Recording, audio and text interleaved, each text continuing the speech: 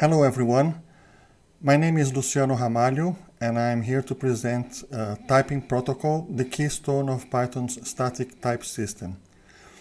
First of all, I want to thank you for watching this. I want to thank the PyCon organizers for organizing this great conference, and I also want to thank ThoughtWorks, my employer, who is sponsoring me as I prepare and deliver this talk. So you may know me as the author of Fluent Python. The first edition was published in 9 languages. I'm super happy about that. And I am finishing the second edition. It has more than 100 pages about type hints, including lots of annotated examples. About 2/3 of the examples in the book are annotated. There's new async await content. The draft is already available in the O'Reilly Learning platform, and the print book will be available at the end of the year. So in this talk, we're going to be learning about protocols and also understanding typeshed. So typeshed is a repository in the Python organization on GitHub that has stub files. Stub files are files that have only type hints for functions that are defined elsewhere. In the case of typeshed, the main mission of typeshed is to maintain the annotations, the type hints for the functions in the Python standard library. Okay? And as I was studying this subject to write chapter 8 of my book, I found this bug, which then I helped fix. And while doing it, I learned a lot about protocols, and that's what I'm going to share with you. But first, let's talk about some principles. I guess you should all be familiar with the concepts of static typing and dynamic typing. And this actually has to do with when type checks happen. Static typing is designed to allow static checking. That is, a tool like the front end of a compiler or a linter or a standalone type checker like MyPy can look at the source code and find type errors without running the program. So that's what static typing allows. Dynamic typing, on the other hand, is when the type checking only happens at runtime. So it has the downside that you only catch bugs later, but it also provides a lot of flexibility, and it also makes languages easier to learn. Another dimension is that issue of duck typing. So Wikipedia mentions this message by Alex Martelli in the Python mailing list, in which he wrote in the year 2000 that you shouldn't check whether an object is a duck, but whether it quacks like a duck or walks like a duck, depending on what subset of duck-like behavior you need. The subset here is key. When you're doing duck typing, you're only interested in that particular method those particular few methods that you need to operate on the object right now. You don't care about the whole interface of the object, only about the behaviors that are relevant to a particular piece of code. So that's the idea of duck typing. So this introduces another dimension to our graph, which the vertical dimension, the top is structural types and the bottom is nominal types. So structural types means the types are defined by specific methods that the objects provide. No, it doesn't matter what the class of the object is named, what is the class hierarchy. Nothing of that is relevant. What's relevant is the methods that the object provides. Only that. And the opposite is nominal types, which is when the type checker is looking at declared types, types that are explicitly declared, or sometimes inferred. But anyway, that appear in the source code explicitly somewhere. If this was a map, we could call the northeast Python land and the southwest is Java land. However, there's also the southeast, which is goose typing, a term also invented by Alex Martelli. And this is supported by abstract base classes in Python. I don't have time to talk about this. The focus of this talk is static duck typing, which is when you have static checking of structural types. Okay, and I didn't make up this name. The term is actually used in PEP 544, the PEP that introduced the protocol feature in Python, and it's also used in the Go community to talk about their type system with interfaces, which is very similar to what we now have in Python with protocols. Okay, so Python has a very powerful function called max, a built-in function. Probably everybody knows about it.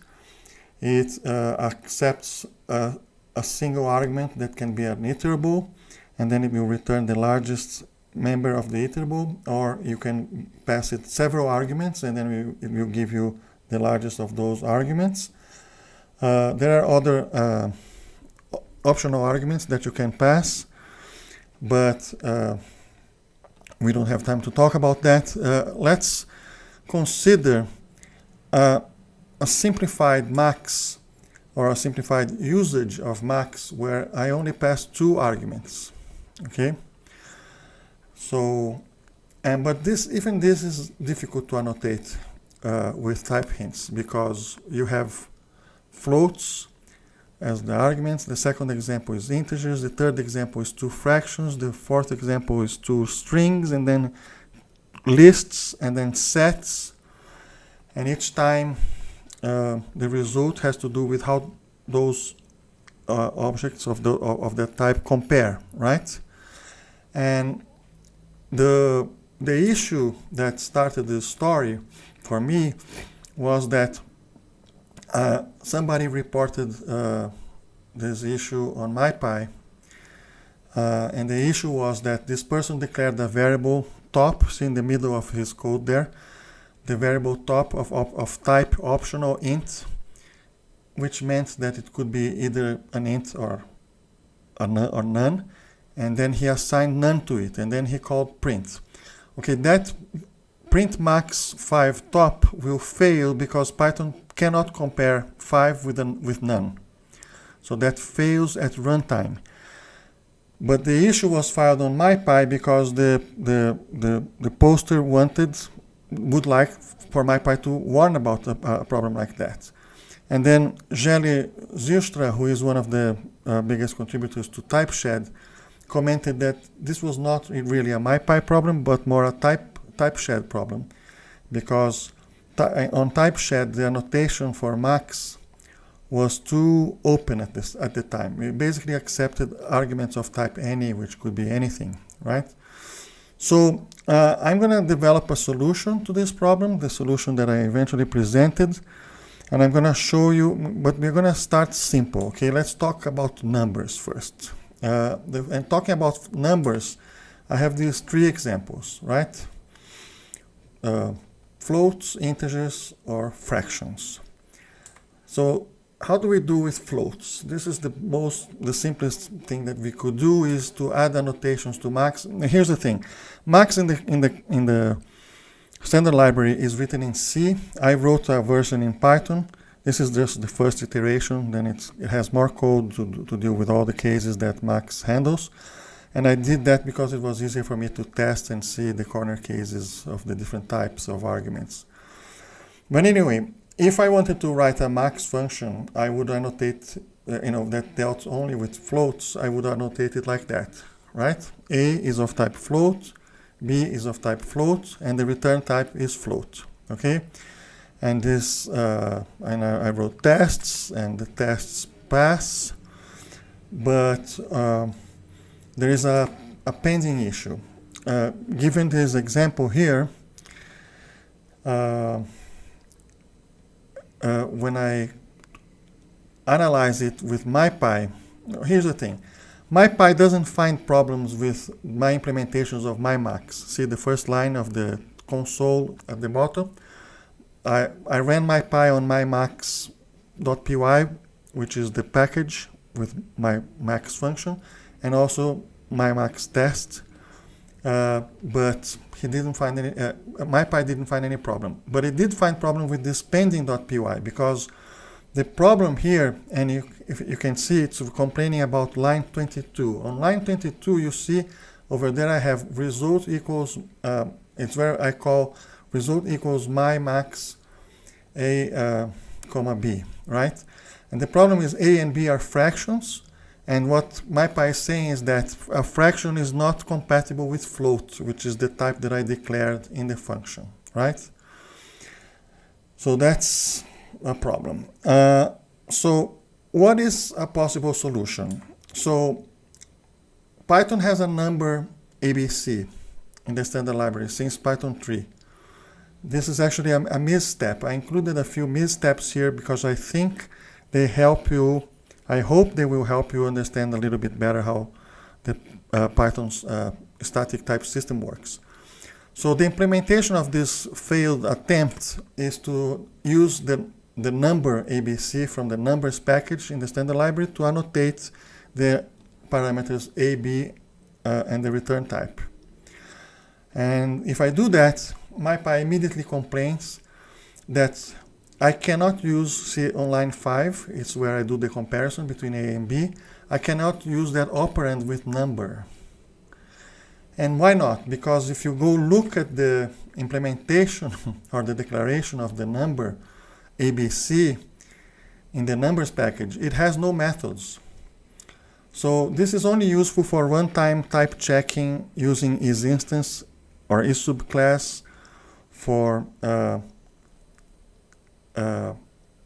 objects in the standard library and for classes in the standard library that are registered as virtual subclasses of number. But it doesn't work with static typing, because static typing needs to know what operations I can do with the object given its type. If I tell MyPy that an object is of type number, it can't do anything with it.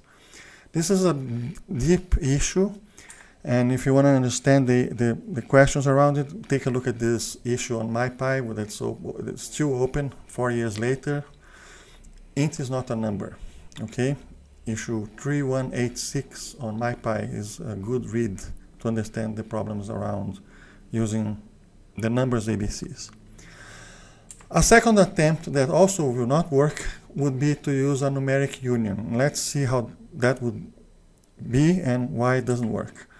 So the idea is, in this case, on line 5, I declare my own type. This is a type alias. I am telling MyPy that numeric is a name I'm going to give to the union of float, decimal, and fraction, right? So anything that's either a float, a decimal, or a fraction will be considered a numeric. So on line 8, I use the numeric type alias that I just created. And this satisfies MyPy, you see? Because all three of those types implement the greater than or equal to operator. So that's fine. Now, the problem is that the test doesn't work as expected. In this example, on line 19, I am passing A and B, which are both floats, and I know that the result will be a float because the result will be one of them. So that's how I declare it. But then MyPy tells me that the union of float, decimal, and fraction is not compatible with float. So the problem is that the return type is too broad to be useful. And additionally, if, for instance, in this case, I am passing two fractions, and so I know that the result will be a fraction, right?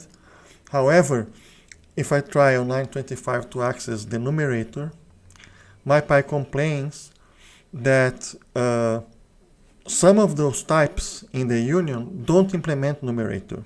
So it would be incorrect to try and access numerator or denominator, right? And then the second part here is if type checking. Type checking is a constant that is only true when your program is not running.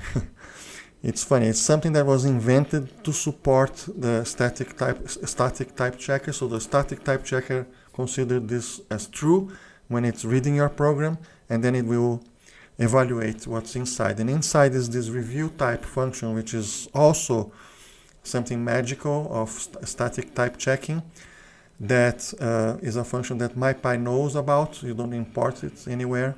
And MyPy, you use it for debugging. Basically, what's doing there is showing that the types of A, B, and results are, see on the console down, the notes in purple. The first one is a fraction, the second one is a fraction, the third is a union, right? So it tells you what the types are according to the analysis that MyPy did of your code, okay? So a good solution, actually, to the numeric max would be using a restricted type var. So how does that work? So instead of a union, I declare a type var. So type var is a special class that you import from typing, and then you declare type var, and then the name of the type var, which is in this case number t, is a string, and then afterwards you can list different arguments that are the types that will be acceptable for this type var, okay? So what happens in this case is when I declare the arguments of max as being of type number t, this is a convention to use the t at the end for type vars. So when I say that a, b, and the result are number t, and MyPy is analyzing a specific call of max, let's say I'm calling max with a decimal, then with the first argument as a decimal, then at that time Python or MyPy will decide that, okay, a decimal is acceptable because it's one of the types listed in the type var definition, and from now on it's going to consider the other occurrences of the same variable in this call, the same type variable in this call will be considered the same as the first one. So b will have to be a decimal, and the result will be assumed to be a decimal as well. Okay? So this works, the tests work. Actually, the tests have always worked. The problem with these implementations have never been the runtime behavior, but more the problem of type checking. And now MyPy is satisfied and shows that it correctly infers the types of the three variables, the A, B, and the result. Okay, so how about duck typing? All right, so what we did now was using a type var, we were able to solve the problem of max with different numeric types, at least those three numeric types. There are more numeric types than that. For instance, NumPy has lots of other numeric types. But in addition, even in Python standard library, we often use max with strings and with lists and sets. And so how do we do that? We need to use a protocol. But my first attempt to use a protocol is also a misstep. So the first attempt is this, but this is useful at least to show you the syntax of creating a protocol. So on line 4 there you see that I import the class, on line 1 I import the class protocol from typing, and on line 4 I create a subclass of that. And this subclass is, I write one or more methods. Protocols usually should have few methods, and often they have only one method. In this case is the done the LT method, which means the less than. And there's this convention when a protocol defines only one method, that you call it supports that method name. So what I'm saying here is the protocol supports less than is a type that is valid for every object that supports, that implements the done the LT method with that signature returning a Boolean. Okay? And so this is how you declare a protocol. Oh, you see those ellipses, the three dots after the bool? That's where the body of the method would be, but you don't specify the method. This is kind of like an abstract method, right? So instead of using pass, the convention, on in the static type system is to use 3 dots, which is the ellipsis construct of Python. So that's syntactically valid, and it means whatever. It doesn't matter what the body is. The only thing that matters is the signature of the method. Okay? And so now I declare the function like that. So A is anything that supports less than, B is anything that supports less than, and the result will be something that supports less than as well. I have to do a change in the body of the function because before I was using if A greater than or equal to B. But what I just said was that supports less than means to implement the less than operator. And why did I pick that one? It was because I did some research and I discovered that in the Python standard library, everything that does sorting or ordering or comparison of greater than, less than, or so on, they actually use less than as the core method. The others are variations of that, right? So that's the one that matters. But anyway, since I declared supports len to implement only that, I have to only use that inside the body of the max function on line 9, right? And so now MyPy, the tests pass, and MyPy also likes my tests and my package, no problem. The problem is when I use it. So the problem when I use it, and here the errors are about 2 different tests, but if you look at the code on the top left here, on the top right, what we have is on line 38, I try to take the result and call upper on it. I know it will have upper because I passed 2 strings, so the result will be one of those strings. But since I declared the result type as supports less than, MyPy doesn't accept that I use the upper method on the result. Okay, so that's the problem. And now finally we come to the solution. So the solution is to use a protocol plus a bound type var. And that's why we had the detour to talk about type vars before, and we also had the detour to talk about protocol just now, because the combination of those 2 things brings us the solution. So the protocol definition is like before. The type var here is new.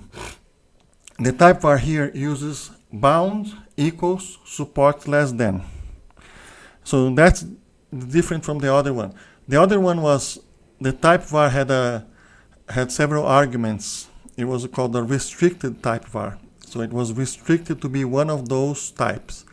In this case, this is called a bounded type var. A bounded type var can have any type that is that type or a subtype of that. Okay? And when MyPy analyzes it, it keeps the original type. So for instance, let's say I pass to max here, the first argument is a string. And then, so MyPy will say, okay, less t is defined like that. A string is acceptable because it's a subtype of supports less than, because strings do implement the done_t method. And then now the variable is bound to string, which means it will understand that b has to be a string and the result will be a string as well. And that means that the tests pass, MyPy is happy, everything works. The actual solution of max is a bit more complicated because of all of the variations in the signatures. The combination of the different types and the different signatures forced us to write 6 overloads. I don't have time to explain this, but this is basically alternative type hints for the same function. It turned out that supports less than was useful. It's now used in the type hints for 14 functions in the standard library. And to wrap up, so this is why I consider protocols the keystone of Python's type hints, because as initially proposed, the type hints were okay, but limited Python to a Java style of programming, because they didn't allow us to annotate code that used duck typing. And now with PEP 544, I think we have a solid and complete and useful type system. Of course, it's always possible to evolve it, but now I think it's very usable. Okay. To finish, I'm going to quote Alan Kay, who said that I'm not against types, but I don't know of any type systems that aren't a complete pain, so I still like dynamic typing. I don't think Python's type system is a complete pain, but it is painful sometimes, and there are things that are very complicated to annotate, and some things that are still impossible to annotate because the language is more expressive than the type system. Okay? So let's please embrace the fact that what we have in Python is gradual typing. Python is not a statically typed language or a dynamically typed language only. It's actually a gradually typed language, which means that we can use as much or as little of static type hints as we like, or as makes sense in the different contexts, okay? And so please, let's embrace and celebrate the fact that Python is a gradually typed language, and let's not try and make every code base 100% type checked, because if we do that, we are not going to be leveraging all the power that Python has to offer. All right? So thank you very much. Please get in touch, and we are going to go for Q&A now. Thank you.